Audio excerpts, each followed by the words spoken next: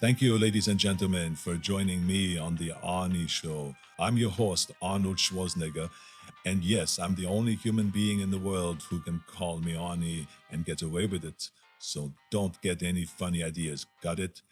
Today on the show, we have one of my favorite actors of all time, my favorite Star Trek captain, and my favorite Shakespearean thespian, Sir Patrick Stewart. Thank you, sir. And permit me to say that I wouldn't dare call you Arnie, not even if my life depended on it. Good, thank you for calling it like that. Sir Pat, may I call you sir? Well, if you call me ma'am, I would have to get a dress. And where, Arnold, can you get a dress this late at night? Well,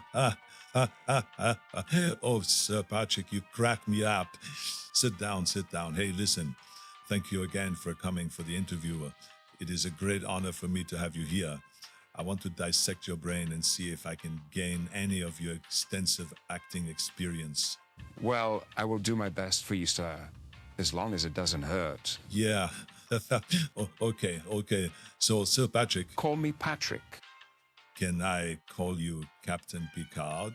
Sure. Why not? And you could be my number one. Yes. I could be. I am better, stronger, more good looking than Riker.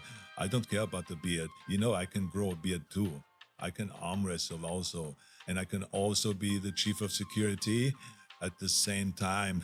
Well, I'm not sure Mr. Worf would appreciate that. I am not afraid of the Klingon. Bring him to me. I would kick him right in the buttlet. Oh my, that seems harsh. Kidding. I'm just kidding. I'm kidding.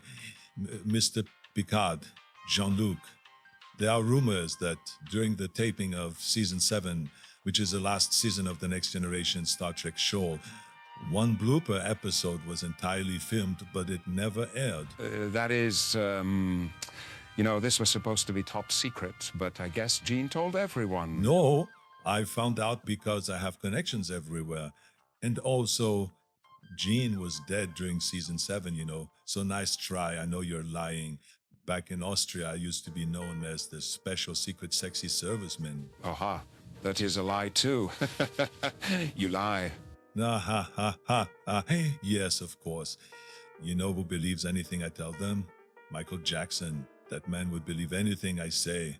You know, Arnold, I'm not surprised you found out about the rumors. A story like this cannot possibly stay a secret indefinitely. Can you tell us? Can you tell me about it? I'll pay you. I'll promote you to Admiral. Yes, that won't be necessary. I think it is high time the whole world found out about that episode anyway. So if memory serves me well, it was one of the first episodes of the season we taped. Gates... Oh, can you please tell the story as if you were Captain Picard? Please, with the cherry on top. Well, all right, for you, Arnold. So, Dr. Crusher had dyed her hair gold. She visited the barber, Mr. Mott. You know, that blue-balded bozo who loves to talk. And then Mr. Worf, he saw it. He saw the hair and thought that it was a mistake, that Mr. Mott had badly mistaken. You see, Mr. Worf, he was the first one to see Beverly with the golden hair, so he howled like a stuck warthog and ran like a madman to the barber shop. My. Now, we don't actually see anything happen, but it cut to another shot, zooming out of Mr. Mott's shop. Everything is destroyed, chairs upside down and all that. Finally, we see Mr. Mott, but it's only his head, and it's on a desk.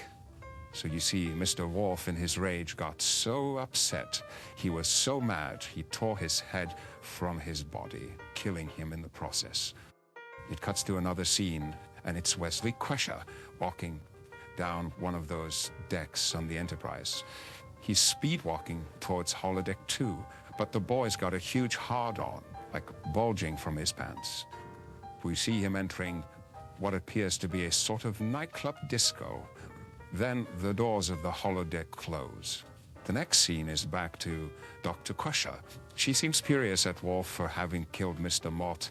She yells at him, tells him that she planned on having the hair like this, looking like that, and Mr. Worf seems completely uninterested by her explanations. and that this crazy look in his eyes, as if he wanted to kill someone, came out. Then out of the blue, Mr. Wolf screams, "I must eat Geordie now." That was the introduction before the credits.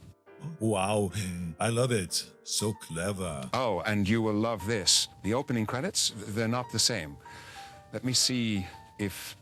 Oh, yes, I remember it. Can you put credit music?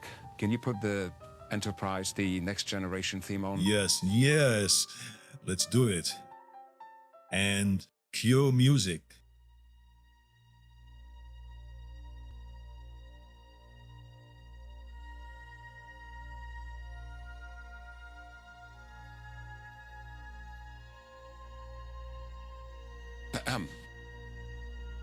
Space.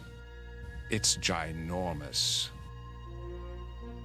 This is our spaceship where we do shit.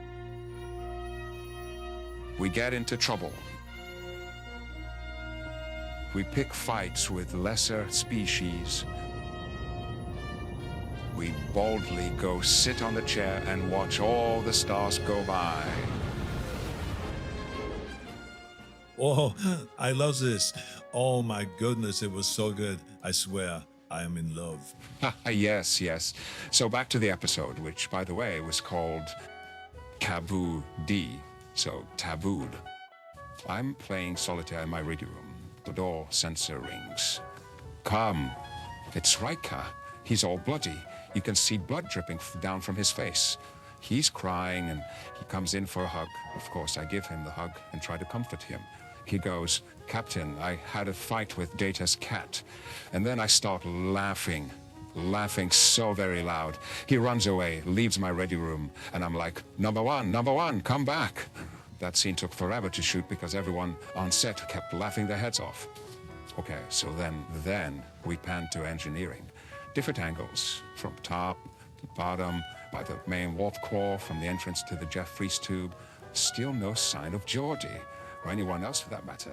We can hear screaming, loud noises, suffering. There's blood everywhere on the walls, on the control panels. Oh, the horror, Arnold. Then, scene change. Counselor Troy, completely drunk, jumping from table to table intent forward. She is on the tables. She's alone. But she does have a bottle of vodka in her hand, and she yells, "I am drunk. I can sense it." Then all of a sudden a chair is seen flying in the air and hits Counselor Troy in the back. She's knocked out cold. The camera pans. It's Wesley Crusher. His hair's all over the place, and there's something peculiar about the way he looks. His pupils are fully dilated. He shouts, "Shut up!" Then he laughs out loud. Commercial break, we come back, and lo and behold, we see Commander Data in the captain's chair. He asks for course correction. "Helm, set course for Risa and engage."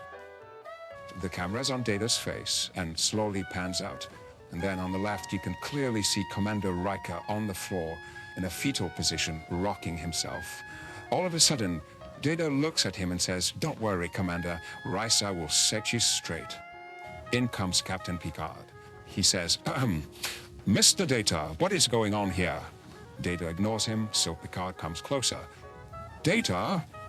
And Data then says, "Captain, look! On the main viewer, Chateau Picard." I turn to the main viewer, rather Picard turns to the main viewer, and wham! Data clobbers the daylights out of him. Picard falls to the floor.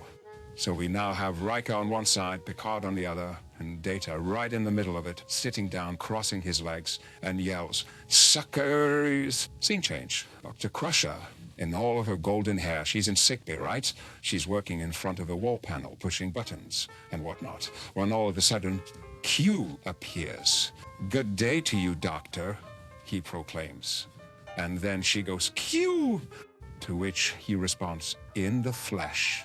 And of course, he's naked. Scene change again. Mr. Worf is in his quarters. His belly is full, and you can see blood dripping from his fangs.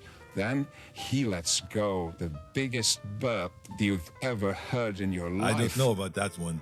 I once ate a fat Mexican hobo and dropped a monster of a belch like 2 hours later. Dear God.